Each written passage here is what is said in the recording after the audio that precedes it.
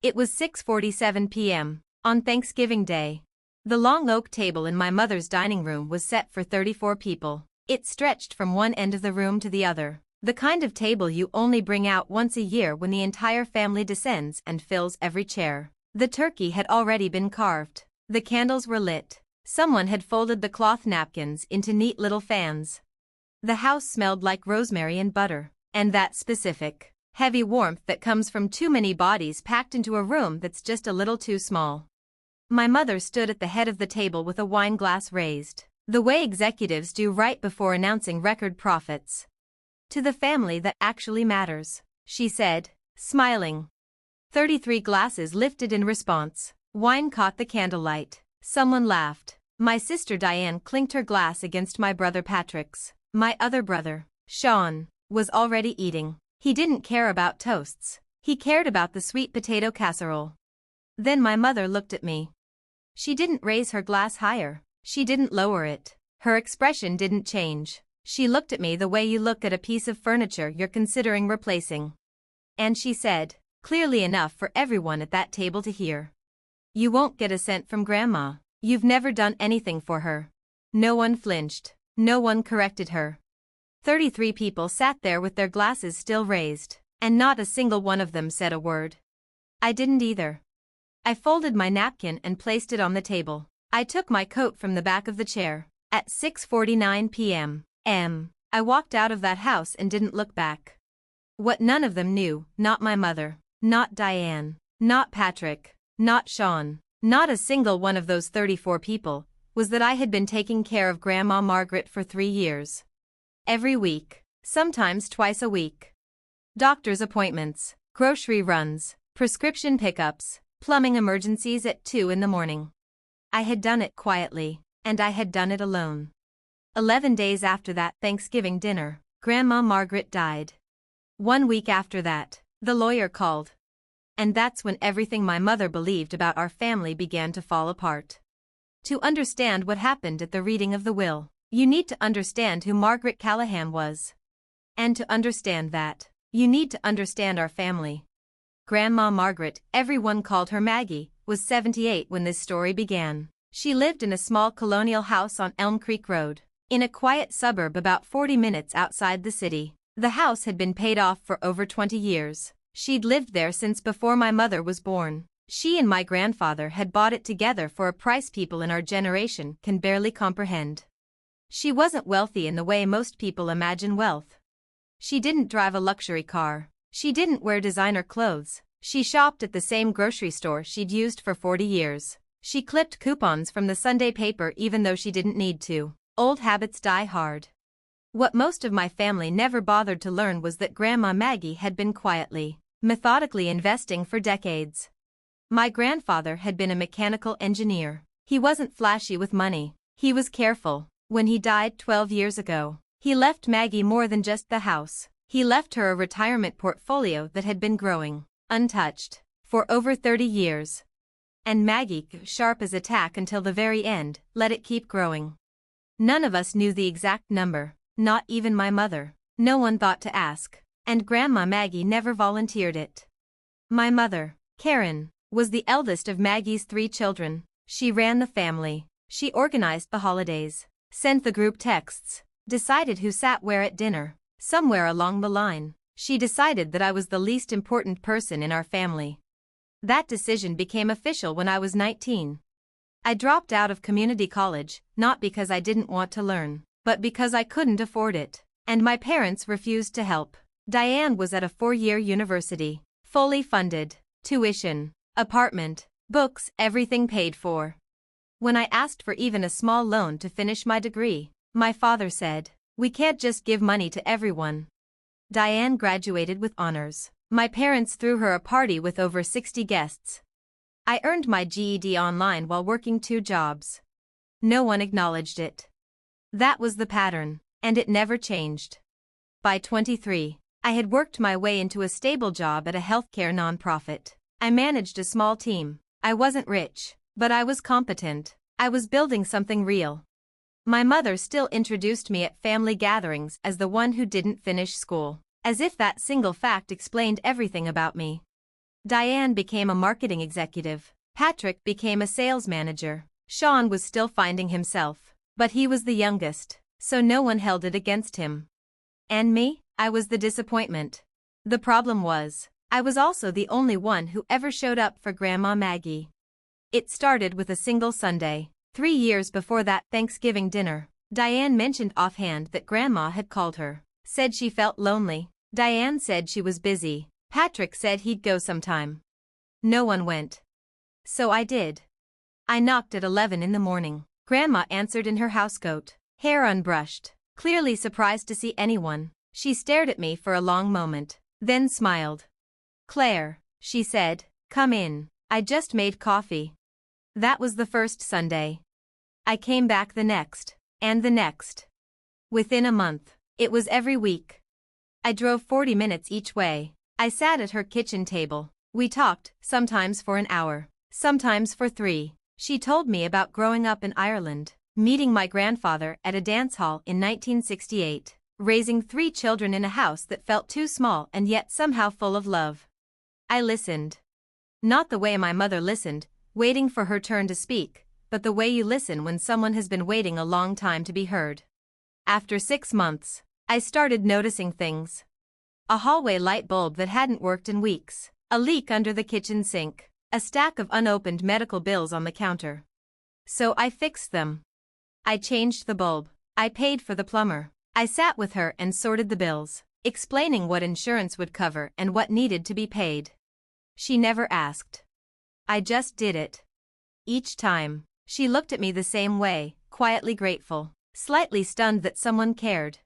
"You're the only one who comes," she said one Tuesday in March, about 2 years in. It wasn't an accusation, just a statement. I squeezed her hand. "I like coming," I told her. And I meant it. 2 months before that Thanksgiving dinner, Grandma Maggie began to decline. It was slow, subtle. Forgotten keys, missed breakfasts. One Tuesday, I found her sitting in the dark living room, TV off, staring at nothing. She didn't know what day it was. I took her to her doctor the next morning. Dr. Ellen Marsh had treated Grandma for over 15 years. After the appointment, she pulled me aside. "Mrs. Callahan is showing early signs of cognitive decline," she said gently. "It's not advanced, but she's going to need more support." I asked if anyone else knew. She looked at me carefully. "You're listed as her emergency contact, Claire. You've attended every appointment for 8 months. As far as I can see, you're the one providing her care." She was right. I was the one refilling prescriptions every 3rd Thursday. The one calling every morning at 8:15 to make sure she'd eaten. The one who quietly fixed her missed electric bills when paperwork confused her. No one else had called even once. That night, I called my mother. I told her what the doctor said. I asked if she could help, just once a week, just to sit with Grandma so I could rest. My mother was quiet for a moment. Then she said, "Claire, I have a full-time job. Diane has a full-time job. We can't all rearrange our lives because Grandma is getting old. That's what happens. She'll be fine." I called again 2 weeks later. The answer was the same, just delivered with less patience. I called a 3rd time in late October, after I'd spent an entire weekend at Grandma's house because she'd become confused and tried to leave at 3 in the morning, convinced she needed to pick my mother up from school. This time, my mother didn't brush me off. She snapped. "You're spending too much time there, Claire. It's starting to seem weird. We have our own lives. Normal people don't do this. Just let her be." I hung up and didn't call again. That was 3 weeks before Thanksgiving. 3 weeks before my mother stood at a dinner table and told 34 people I had never done anything for Grandma Margaret. I sat through the toast. I heard every word. I said nothing, because I had learned a long time ago that challenging my mother in front of the family was pointless. She controlled the narrative. She always had. So I left quietly. I went home. I called Grandma Maggie and asked if she wanted company the next morning. "Yes," she said softly. "I'd like that very much." Grandma Margaret died on December 8th. I was there. I had been there almost every day for the 2 weeks before that. After her condition worsened, I took unpaid leave from work. I slept on her couch 4 nights in a row. I coordinated with her doctor, spoke to the hospice nurse, double-checked medications, held her hand through the bad hours, and made her tea during the good ones. She died at 4:22 p.m. on a Tuesday. The hospice nurse was in the next room. I was sitting beside her bed, holding her hand. There were no final speeches, no dramatic last words. She squeezed my fingers once, lightly, and then she was gone. I stayed there for a long time. I don't know how long, 20 minutes, an hour. The room was completely still. When I finally stood, I made the calls. First hospice, then the funeral home. Grandma had prepaid and planned everything years ago. There was very little to decide. Then I called my mother. Karen answered on the second ring. I told her Grandma had died. There was a pause. "Oh," she said, "was anyone with her?" "Yes," I said, "I was." Another pause. "Okay, I'll call Diane and the boys. We'll figure out the funeral." That was it. "No, are you okay?" "No, I'm sorry." "Nothing." The funeral was held 3 days later. It was small, quiet. 41 people attended, mostly neighbors and a few friends from Grandma's church. My mother wore a black dress she bought that morning. Diane brought flowers that cost more than Grandma spent on groceries in a month. Patrick and Sean stood in the back and left early. I stayed at the graveside after everyone else drifted toward the parking lot. 15 minutes. I didn't cry. I'd already done that on Tuesday afternoon, alone in that quiet room with her hand in mine. At the funeral, I felt hollow, like something steady and essential had been removed from my chest. Grandma Maggie was the only person in my family who had ever made me feel like I mattered. And now she was gone. 5 days after the funeral, 10 days after her death, the group chat exploded. My mother had received an email from Grandma's estate attorney, Daniel Callahan. No relation to us, despite the shared last name. Grandma had always found that amusing. The email was brief. A will reading had been scheduled. All named parties were required to attend. The following Thursday at 2 p.m. What happened next told me everything I needed to know about my family. Within an hour, Diane replied. "Okay, so what do we think the house is worth?" Elm Creek Road listings are around $580,000 to $640,000. Patrick followed, plus whatever savings she had. Dad always said she had money somewhere. Sean added, "Are we splitting it 4 ways or 3? Does Claire even count?" My mother replied last, "We'll figure it out at the reading. Everyone just show up and be normal." No one mentioned Grandma. Not once. No rest in peace. No I'll miss her. Nothing. To them, it wasn't a death. It was a transaction. I read every message. I didn't respond. I already knew what the will said. Not because I'd snooped or manipulated anything, no matter what my mother would later accuse me of, but because Grandma had told me herself.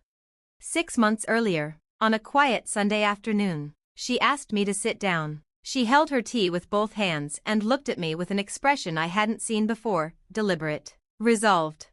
"Claire," she said, "I want you to know what's in my will." I told her she didn't have to tell me. She waved me off. "I want to. It's important." She told me everything, the house, the investments, the accounts she'd kept separate for years, and she told me who it was going to. "I know it's a lot," she said, "and I know it'll cause trouble, but I've thought about it carefully. I know what I want." I looked at her for a long moment. "Grandma, are you sure?" She smiled, the warmest smile I had ever seen from her. I have never been more sure of anything in my life. Thursday, 2 p.m. Callahan Associates, 14th floor of a downtown high-rise. The conference room was larger than necessary. Mahogany table, leather chairs, floor-to-ceiling windows, a box of tissues centered neatly on the table, a small, telling detail. I arrived at 1:45 and sat alone for 4 minutes, hands folded, breathing slowly. My mother arrived at 1:52 with Diane, polished, composed, not quite morning clothes, more like business casual. They sat across from me without speaking. My mother glanced at me once, quickly, as if I were something inconvenient. Patrick arrived at 1:57. Sean rushed in at 1:59, phone still in hand. Daniel Callahan entered at exactly 2 o'clock.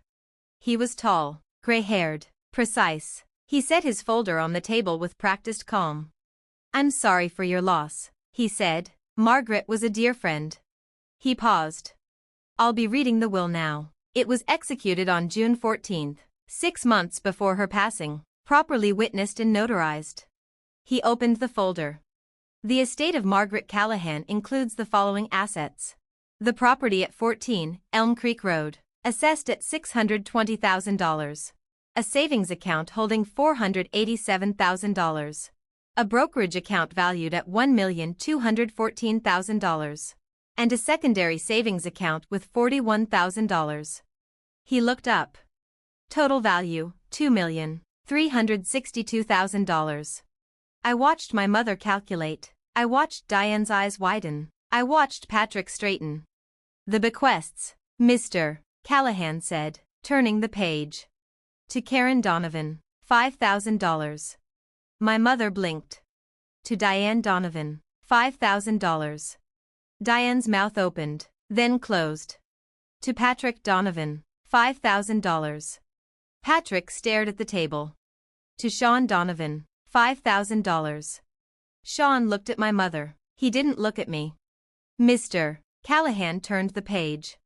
The remainder of the estate, all property, accounts, and assets not otherwise specified, is bequeathed to Claire Marie Donovan.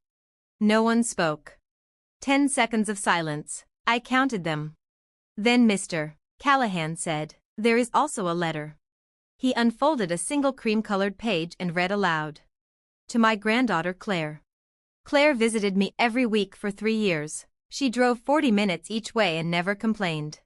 She took me to my doctor when no one else would. She paid my bills when I was too proud to ask. She sat with me on the hard days and made me tea on the good ones. She was there when I was frightened. She was there when I was lonely. She was there when I was dying. I watched my other grandchildren grow up, and I love them, but Claire is the only one who ever showed up for me, not because she had to, not because someone told her to, but because she wanted to. I have thought carefully about this decision, and I have made it with a clear mind and a full heart. Use this to build the life you deserve. My dear girl, you have earned it. With all my love. Grandma Maggie.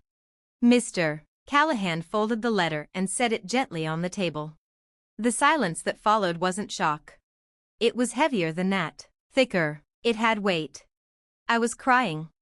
I hadn't meant to, I hadn't planned to, but hearing her voice in those words, hearing her say the things she had never said out loud to me in all those years, broke something open in my chest that I couldn't hold back.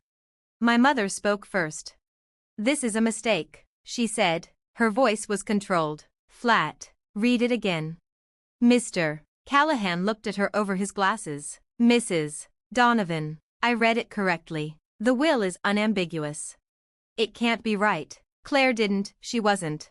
She stopped herself, catching the sentence before it finished forming. Diane spoke next. "There has to be an error. Grandma wasn't thinking clearly. She had cognitive decline. Everyone knows that." Mr. Callahan nodded slowly. "I understand the concern. However, 2 things are important here. First, the will was executed on June 14, nearly 6 months before Margaret's passing and before any documented cognitive decline. Second, I have a written statement from Dr. Ellen Marsh confirming that Margaret was of sound mind and full legal capacity at the time of signing." He slid a single-page document across the table, dated, signed. "Additionally," he continued, "I have phone records showing Claire contacted Margaret an average of 4 times per week over 3 years. Hospital visitor logs showing Claire present every day during Margaret's hospitalization last April. Receipts for medications, home repairs, and grocery deliveries, all paid by Claire. And a sworn statement from Margaret's neighbor confirming that Claire was the only family member who visited regularly." He paused. "Any contest to this will would fail. The documentation is extensive. Margaret was very clear about her wishes." The room went quiet again. Patrick spoke next, his voice sharp. "So she gets everything, and we get $5,000? "That is correct." "That's not fair," Sean said, and for the first time in his life, he sounded genuinely upset. "We're her grandchildren too." Mr. Callahan met his eyes calmly. "Fairness is subjective. Margaret made her decision based on experience. One person in this room showed up for her. The will reflects that. My mother had gone pale. She stared at the table, at her hands, at nothing. Diane was looking at me now. Really looking. There was anger there, but underneath it, something else. Something close to shame. I wiped my face and said quietly, "Thank you for reading the letter." Mr. Callahan nodded. "This meeting is concluded. Claire, I'll contact you this week regarding next steps." He gathered his things and left. My mother stood. "Claire," she said tightly, "we need to talk." I stood too, picked up my coat, and looked at her for the first time in years.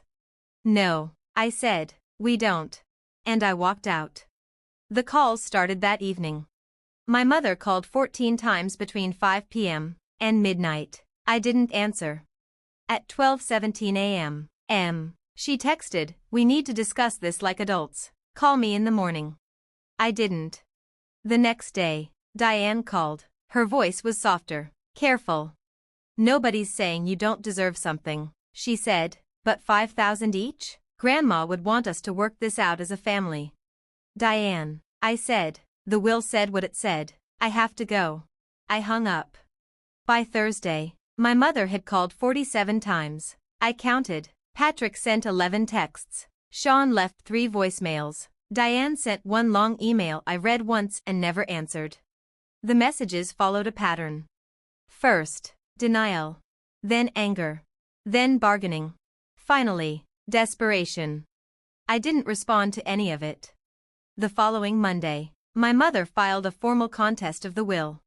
Mr. Callahan called me himself. "This will fail," he said calmly, "but it will cost her." 6 weeks later, probate court upheld the will in full. No undue influence. No lack of capacity. No ambiguity. The contest was denied. Total cost, $34,200. My mother paid every cent, on top of the only inheritance Grandma had left her. After that, the silence became permanent. The group chat died. The calls stopped. No one reached out. I didn't either. I kept the house on Elm Creek Road. Not to sell it. Not to profit from it. I kept it because it was hers. I fixed what had been broken, painted the room she'd always talked about, made it the home she deserved. I donated part of the money to the hospice that cared for her. Another portion funded a scholarship at the local community college for people like me. The rest I kept quietly, carefully, the way Grandma had. I visit her grave every Tuesday. I bring Earl Grey. I sit on the bench and talk to her about nothing. Sometimes I think about that Thanksgiving toast. To the family that actually matters. And then I think about the letter. "You have earned it, my dear girl." I didn't earn it because I wanted the money. I earned it because I showed up. And in the end, she showed up for me too.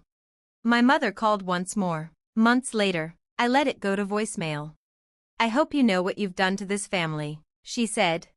I listened once, then I deleted it. Some doors don't need reopening. Grandma Maggie taught me that.